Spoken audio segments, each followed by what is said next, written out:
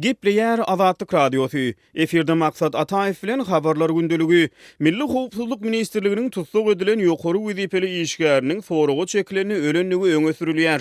Türkmenistana manadyň bir kanun konvertasiýasyny amala aşyrmakda aýyplananyny gaýdylyp, tutsuk edildi diýilýän raýatlaryň we howpsuzlyk guruluklarynyň derňeginiň dowam edýänligi habar berilýär. Bu barada ýagdaýdan habarlar Azatlygyň güýç guruluklaryna ýakyn çeşmeti 19-njy iýuny maglumat berdi. Konvertasiýa bahanasy bilen saklanan raýatlaryň we işgärleriň derňegi dowam edýär. Gynansa we mişe alyp barýan işgärler hemişe bolşýaly saklananlary gynamagy, aýyplamalary zor bilen boyun aldyrmagy finansiýar diýip ýagdaýdan habarly çeşme aýtdy. Güýç guruluklarynyň çeşme soragy çekilenini Milli Howpsuzlyk Ministrliginiň tutsuk edilen 47 ýaşly ýokary wezipeli resmiýlerinden biriniň gynamalary çydap bilmäni ölenligini öňe sürdi. Azatlyk radiosyna soragy çekilenini ölenligi aýdylýan ýokary wezipeli kanun goraýjy gurulugyň işgäriniň maglumatlary bar. Ýöne bu maglumaty ikinji çeşmeye tasdiklatmak synanşygy häzirlikçe netijesi bolan soň Azatlyk onuň maglumatlaryny aýan etmekden saklanýar. Gynansa we Milli Howpsuzlyk Ministrliginiň gynamalary çydamadyk işgäri tutsuk astyna wepat boldy.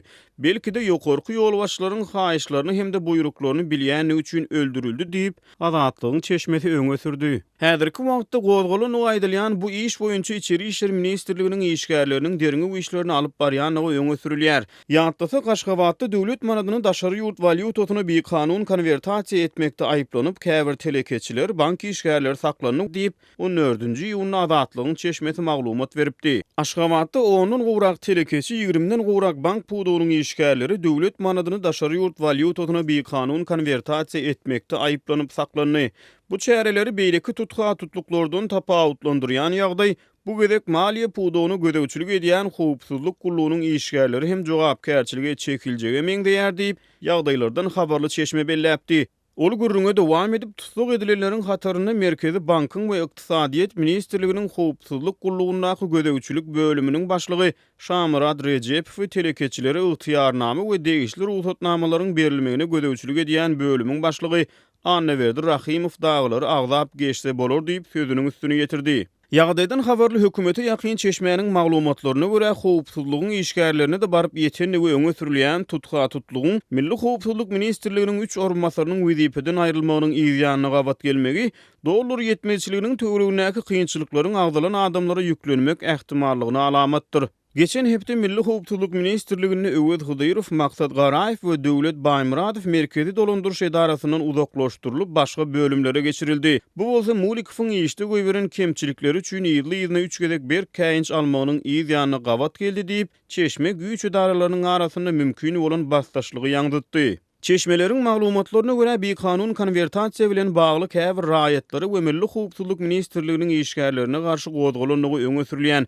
derňe bu işini Içeri işler Ministrliginiň işgärleri alyp barýar. Maglumat üçin aýdylsa 13-nji iýuny Prezident Berdimuhammedowyň baş tutanlygynda geçirilen Döwlet Howpsuzlyk Geňeşine ýurdun güýç guruluklarynyň guramaçylyk işlerine garalyp kadr çalşygy geçirildi. Şonu ýurdun 2016-njy ýylyň martyny wezipe belenen Howpsuzlyk ministri Döwrangeldi Bayramow işden boşadylypdy.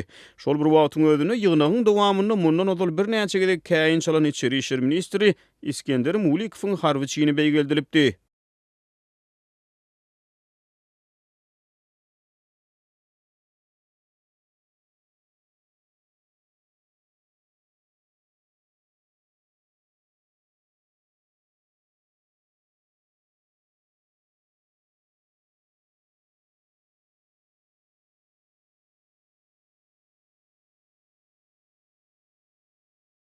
Gepleýär Azatlyk Radiosy. Habarlar günneligi gepleşigimizde men Sähra dowam etdirýärin. Aşgabatyň gara bazarynda dollar söwdasyny edýän söwdegärleriň arasynda dollary satyn almakda we satmakda ätýaşly ýagdaýyň emele gelendigine, sebäbi häzirki wagt olary edilýän gözegçiligiň güýçlendirilendigine Azatlyk Radiosynyň habarçylary aýdýarlar. 19-njy iýunda paýtagtyň gara bazarlarynda söwdegärler bir Amerikan dollaryny 18 manatdan satyn alsalar-da, onu satmakdan saklanýarlar. Şol bir wagtyň özünde ýurdun Demiradyk welaýaty Daşowuzda dollaryň bahasynyň ýene 20 manadyň ýokarsyna çykyp 21 manada barabar bolandygyny bu welaýatdaky çeşmelerimiz habar berýärler. Azatlyk Radiosynyň paýtagtdaky habarçylarynyň tasdiklamagyna görä soňky günlerde dollar söwdasynyň durgunlaşmagyna ýyl arasynda dollaryň uly möçberde gara söwdasyny edýän adamlaryň tutsuk edilendigi barada ýaýran gurrunlar sebäp boldy. devlet tarafından asasan ıglan edilmese de käbir ýokargy wezipeli devlet işgärleriniň özüm şolaryň arasynda da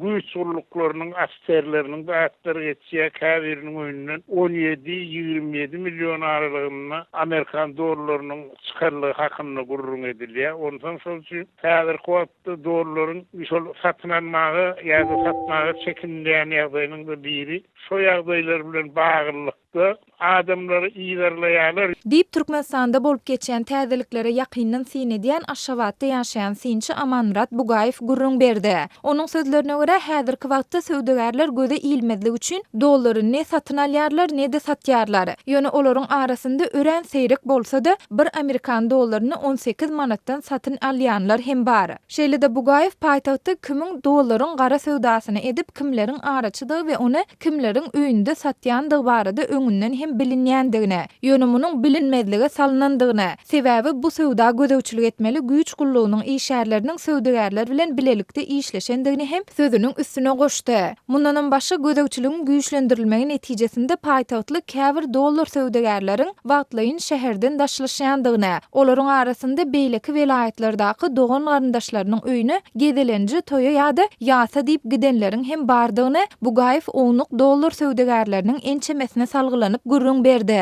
Ýatlasak 4-nji ýylda Azatlyk radiosynyň Türkmenistandan habarçylary ýurdun Demiradygynda gara bazarda 1 dolaryň bahasynyň 29 manada ýetenigini paýtagtda bu narhyň tas 25 manada golaýlandygyny habar beripdiler. Emma 12-nji ýyldan başlap ýurtda dolaryň narhy pese gaçyp başlady. Türkmen häkimetleri we media serişdeleri ne dolaryň gara bazardaky narhynyň ýokarlanmagy ýa-da pese gaçmagy, ne de ýokarda gurrun edilýän ýagdaýlar barada ilat köpçüligine maglumat berýärler. 2015-nji ýylyň ýanwar aýyndan bäri Türkmenistanyň Merkez Banky dolaryň resmi kursyny 3,5 manat möçöründe saklap gelýär. Türkmenistanda bolup geçen ýagdaýlary ýakyndan ýyzarlaýan halkara synçylar häzirki wagt ýurdun öz garaşsyzlygyny eýe bolan bäri iň agyr ykdysady krizisi başdan geçirýändigini aýdýarlar. Şeýle-de halkara ekspertleri ýurtda ýyllyk inflasiýanyň aşa galandygyny hem belleýärler. John Hopkins Universitetiniň professory Steve Henke türkmen manadynyň hümmetsizlenmeginiň ýyllyk görkezüjisini çap edip Türkmenistanda ýyllyk inflasiýanyň derejesiniň 294% baryp ýetendigini we onuň ýokary galan inflasiýanyň derejesi boýunça dünýäde 2-nji ýerde durýandygyny ma'lum etdi.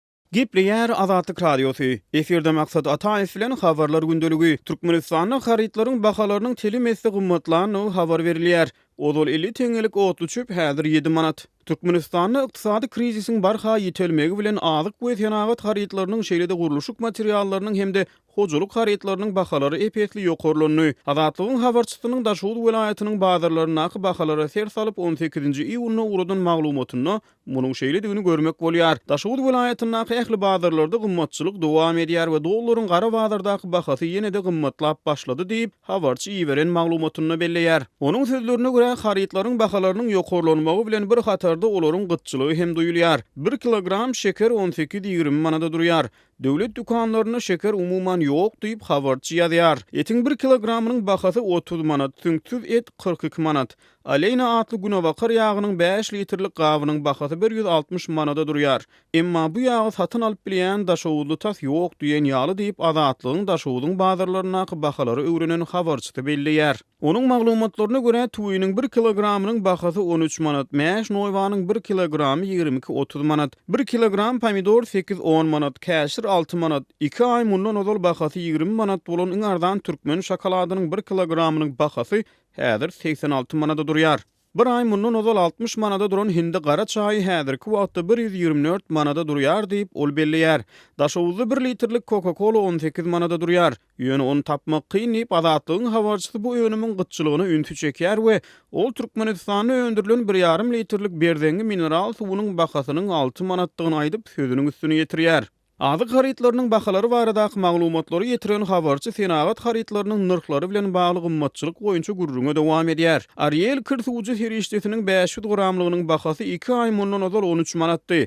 Häzirki wagtda onuň bahasy 43 manada ýetdi. Iňardan Colgate diş pastasy odurlar 5-6 manatdan ýokary bolmazdy. Häzir şolaryň bahasy 25 manada çykdy. Şampun hem gymmatlady. 400 gramlyk Head & Shoulders 55 manada durýar diýip habarçy belliýär. Senagat haritlarynyň bahalary baradaky maglumatdan soň hojalyga zerur bolan elektronik enjamlaryň bahalary boýunça gurrunga dowam eden habarçy hojalyk haritlaryna görnetiniň gymmatçylygy takyk sanlary bilen düşündirdi. Hojalyk tehnikaları tas 600% töweregi gymmatlady. 6-8 ay mundan ozal bahasy 1600 manada duran Vestel soğuducularynyň bahasy häzirki wagtda 10.000 manada çykdy. 43 inçlik ýasy ekranly LG telewizorlaryň bahasy mundan ozal 1500 manada duran bolsa, olar häzirki wagtda 7.000 manatdan bahalanýar diýip habarçy hojalyk haritlarynyň nyrklary boýunça jekmejek maglumat berdi. Ol bu gymmatçylygyň gyýy çykaryp ogly ýörýän maşgalalary hasy içgiň täsir edýändigini toý edýän maşgalalara salgynyp aýratyn bellidi we guruluşyk haritlarynyň bahalary boýunça gurrunga dowam etdi. Käbir guruluşyk haritlary 700% gymmatlan bolsa, olaryň käbiri 1000% gymmatlady. Mysal üçin geçen ýyl 24 manada duran metal çerepitsa ýagny üçük basyrylýan material häzir 230 manada ýetdi. Türkmenistanyň özünde öndürilen 4-2 ölçekli demir profiliň 6 metr 250 manada çykdy. Ol odurlar 35 manatdan bahalanýardy diýip habarçy bellidi. Bir gutu otlu çöp odol 50 teňedi. Häzir şonuň bahasy 7 manada çykdy diýip habarçy sözüni jemledi. Türkmenistan garaşsyzlyk ýyllarynyň iň aňyr ykdysady krizislerinden birini başdan geçirýär. Ýöne azatlygyň habarçylarynyň sözlerine görä yerli ýaşaýjylaryň gymmatçylykdan şikayet edýän wagty ýurdun resmiýetleri we döwlet mediýasy bu barada kelam agyr gurrun etmeýär.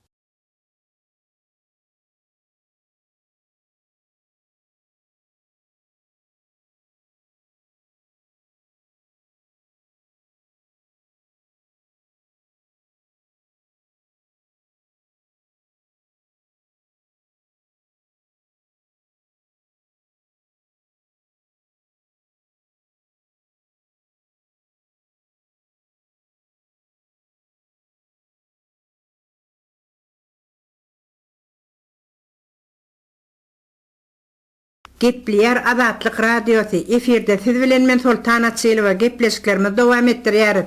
Aşgabat şäherinde ahal ýagynyň uwunyň şekeriň nobatlary odalkyndan hem artyp, ýaşaýjylar giýjesi bilen azyk dükanlarynyň öňünde nobatlara durýarlar. Ödüni enar diýip tanıştyran Aşgabatly ýaşaýjy Azatlyk radiosu bilen töhbetdeşlikde ilatyň nobatlar üçin çekýän kynçylyklary barada şeýle urun berýär. Aşgabat şäheriniň 30-njy kiçe trapçatynda ýerleşen döwleti tegisli Arçavil, Elwan, Garagum, Hidret atly dükanlaryň öňündäki nobatlar giýjesi bilen hem azalmaýar. Gün içinde haýsy wagtda azyk dükanlaryna ahal ýagynyň şekeriň ýa uwunyň geljekdigini, näçe mukdarda geljekdigini hatda azyk dükanynyň tatyjylary hem bilmeýärler. Olar nowata duran alyjylara sagat plançada harit geler diýip maglumat berip bilmeýärler. Şol sebäpli ilat dükanlaryň agyndan aýrylyp bilmän nobatlara durýarlar. Bu ýagdaýlardan peýdalanýan käbir şerraýdanlar dükandaky nobatlardan hem özlerine gadan jetmäge hem başladylar. Olar alyjylary nowata ýadyp, nobatlaryň bulaşmalygyna gödekçilik edenden bolýarlar we özleriniň hyzmatlary üçin her nowata ýazylýanan 1 manatdan pul ýygnaýarlar. Soňra harit gelende nowat boýunça harit goýberilmegine hem gödekçilik edenden bolup, hatda dükanyň tatyjylaryna hem görkezme berip, olary hem öz ýerlerini etdirip, kime näme bermeldigine görkezme berýärler.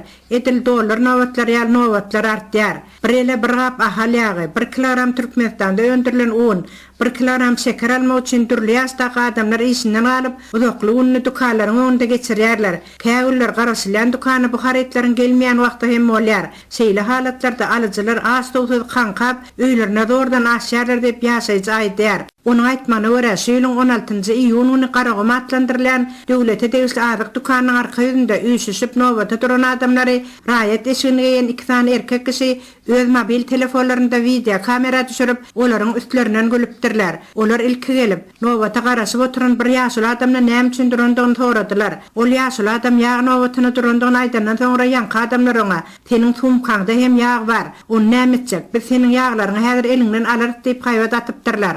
Ol ýaşly adam "Hawa meniň tumkamda ýag bar. Men ony ýerden başga bir dukandan nowata durup aldym. Daşowda ýaşaýan gyýdym uğratjak. Daşowda ýag ýok. Näme olaryň iýmäge haqqy ýokmy? Olar aç ölmelmi?" diýip jogap gaýtarypdyr. Ondan soňra ol adamlar nowatyň dargamagyny talap edipdirler. Hiç kim nowatyny taşlap gitmenden soňra olardan birisi ýanky ýaşly adama "Bol kamera gürle, gowy ýaşaýar" diýip gürle. "Sen bolsa agla, ýagdaýymyz kyn" diýip agla. "Biz ikiňiz hem internete goýjak" diýip nowata duran ýene bir dinanyň üstüne ýenkirip durarlar kamera düşürip başlapdyrlar. Kamera düşmekden ätiyaj eden ýaşaýjylar dargamak bilen bolupdyrlar. Şeýle de 30-njy kiçi tarapçada ýerleşen Garawum, Elvan azyk dukanlarynda ahal ýagy satuda bolaýan halatynda 3 manat 40 teňeden satylýandygyny, emma Arçavel hedire dukanlarynda ahal ýagynyň gapdaly bilen möhleti geçen azyk harytlaryny goşup alyjylardan 5 manat alynýandygyny, bu edenetdiliklere hiç bir gödöwçiligiň ýokdugyny hem nowatlara duran ýaşaýjylar nygtýarlar. Gepleýär Azatlyk Radiosy. Habarlar güneligi gepleşigimizde men Sahra dowam etdirýärin. Türkmenistanyň daşynda bilim alýan studentleriň türkmen banklaryna açylan öz plastik kartlaryndan pul çekmekdäki kynçylyklary dowam edýär. Bu barada Azatlyk Radiosynyň redaksiýasyna her gün diýenýaly maglumatlar, ýüzlenmeler gelip gowşýar. Azatlyk Radiosy bilen Orsiýetiň Saratow regionundan habarlaşan türkmenistanly student türkmen Visa we Mastercard plastik kartlarynaky puly nagdlaşdyryp ýa-da nagd däl hasaplaşyklar üçin ulanyp bolmaýandygyny we munyň bilen bagly studentleriň umumy ýaşaýyş jaýyndan kowulmak, ýatmaga ýer tapmazlyk durly kynçylyklar bilen ýüzüýiz bolýandygyny gürrüň berdi. Pulsuzlyk zerarly ähli studentler diýenýaly işläp başlady. Studentleriň eýam 30%-nyň aşgadanynda problema bar. Meselem meniň dostumyň aşgadanynda ýara bar we bu diňe bir waka. Käbir studentleri umumy ýaşaýyş jaýyndan çykardylar. Olaryň käbirleri dostlarynyň öýünde ýaşasa, käbirleri 3-nji etaja menip umumy ýaşaýyş jaýyna girýärler. Olar bu ýerden ýykylyp bilýärler. Käbir studentler bolsa Otly wagzalynda ýa-da aeroportda ýatýarlar diýip howpsuzlyk ýagdaýlary sebäpli adynyň efirde agdalmazlygyny soran türkmen studenti aýtdy. Ol bu mesele bilen bagly gyýdylaryň ýagdaýynyň hassa yaramazlygyny, ýagny olaryň pulsuzlyk zerarly ten satmaga baş şoşýandygyny hem sözüniň üstüne goşdy.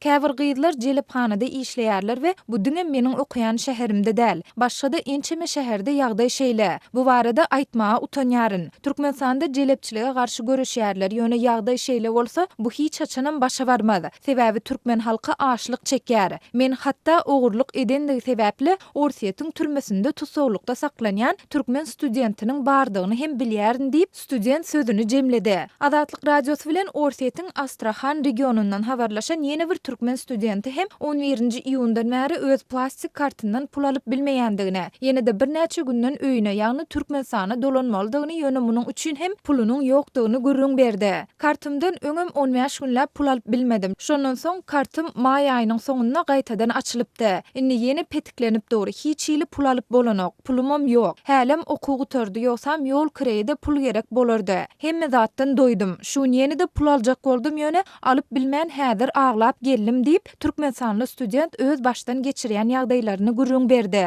Daşary ýurtda okuyan türkmen studentleriniň ýene biri Azatlyk Radiosynyň üstü bilen türkmen häkimetlerine uğradan ýüzlenmesinde käbir plastik kartlaryň bökdönüşsiz işleýändigine ýöne käbiriniň inni 2 aý bäri hiç bir bank amallaryny ýerine ýetirmeýändigine ünsü çekip şeýle diýdi. Men 15 günden bäri pul alyp bilemok. Käbirleri 2 aý bäri pul alyp ýör. Olar günni keýp edýärler. Biz açlykdan öljek bolýarys. Türkmenlerde däliniň belläni diýen söz bar. Siziň hem belläniňiz studentler boldy. Men siziň her günki täze qada kanunlaryňyzdan ýadadym. Ýürege düşdüňiz. $10 algysy bar. Käbir studentler beýleki studentden algysyny aljak bolup, otoglaryň gapylaryny döwüp masara bolup ýörler diýip adynyň efirde atlandyrylmasydlygyny soran türkmen studenti ýazýar. Şeýle-de türkmen sanly student özleriniň en atasynyň gara der döküp gadanan pulunyň näme sebäpden özlerine berilmeýändigini hem düşünüp bilmeýändigini aýdyp, işini başarmaýan döwlet işgärlerini işden çekilmäge çagyrýar. Daşary ýurtlarda ähli zat gymmatçylyk, siz ony bizden gowy bilýäňiz. Näme sebäpden ol gymmatçylygy bilip biziň kartlarymyzy bloklaýaňyz. Siz kompýuteriň başyna oturup studentleriň ejesinden kakasyndan nagd görnüşli pulu sanap alyp bank 3% alyp galýaňyz. Siz enter düýmesine basmagy kyn görýäňizmi? Biziň ejemizden kakamyzyň puluny bize bermegi kyn görýäňizmi? Studentleriň kartlaryny dolandyryp bilmeýän bolsaňyz stoluňyzda oturmaň diýip türkmen studenti sözüni jemleýär.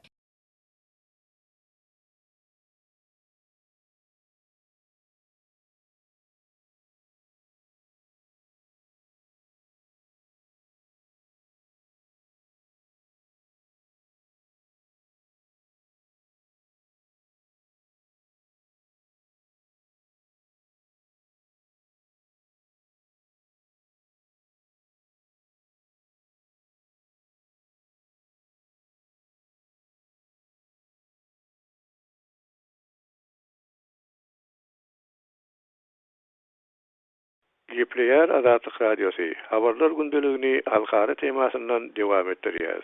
Efirde siz bilen men Araz Perwiz. Kyrgyzstanyň häkimetleri öňkü premier ministerleriň ýeni birini korrupsiýada aýplap türmäge basdylar. Ýurdun Milli Howpsuzlyk baradaky döwlet komiteti Şantöre Satybaldiýewiň 18-nji ýylyna tutsak astyna alynandygyny habar berdi.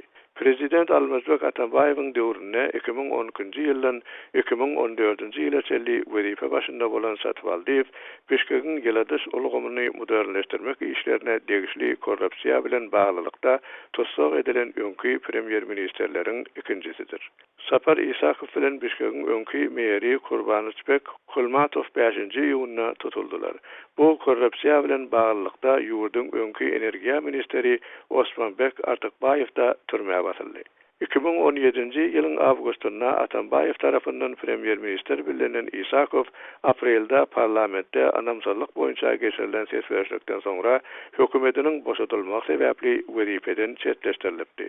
Prezidentiň geňeşçisi Şeýlem 2013-nji ýylda Demirgazyk regionunyň häkimi bolup işleýän Kulmatow 2014-nji ýyldan 2016-njy ýyla çelli Bişkekiň meri boldy. Artykbaýew hem 2013-nji ýyl bilen 2014-nji ýyllaryň aralygynda energiýa ministeri bolup işläpdi. Öňkü resmiýlere bildirilýän aýplamalar 2013-nji ýylda Bişkekiň ýyladys ulgamyny döwre gaplaşdyrmak boýunça ýola öýlen proýekden göz açalýar. Bularyň hemmesi şol proýekde gatnaşan adamlar. Şol wagt Isakow Atambayewiň administrasiýasynyň başlygynyň ornmasarydy. Bu üç adama ýyladys ulgamyny modernleşdirmek üçin Potrosy saýlananna öz wezifelerinden peýdalanyp bir Hytaý kompaniýasynyň behbidine iş alyp baranlykda günä bildirilýär. Bu işte Hytaýyň TBA kompaniýasy tenderi gazananyp saýlanypdy. Kaziýet işi Bişkekiň ýyladys ulgamyna ýanwarda bolan bir näsalyk sebäpli ýyladys sistemasy kesilip, müňlerçe maşgala öten oş paýtagtda bir näçe ullap sowukda kynçylyk çekeninden soňra gozguldy. Kaziýet işi Atambayew bilen häzirki prezident Sorunbay Şeýnbekowyň arasyndaky dartgynlygyň barha atýan mahalynda bolýar. 2017-nji ýylyň oktýabrynda geçen prezident saýlawyna orun tutarlyk üçin Atambayewiň ileri tutan öňkü premier ministeri özüniň öňkü başlygy bilen soňky aýlarda oňuşman gelýär. Konstitusiýada çäklendirilişi ýaly 6 ýyl prezidentlik möhretini tamamlan Atambayew noýabrda wezifeden çekilenden soňra derejesi pesrak ornuna bolupdy. Ýöne 31-nji martda Kyrgyzstanyň häkimet başyndaky Sosial Demokratik Partiýasyna başlyk saýlanandan soňra ol Jeýnbekowy türli hadiselerde açyk tanqidlap başlady.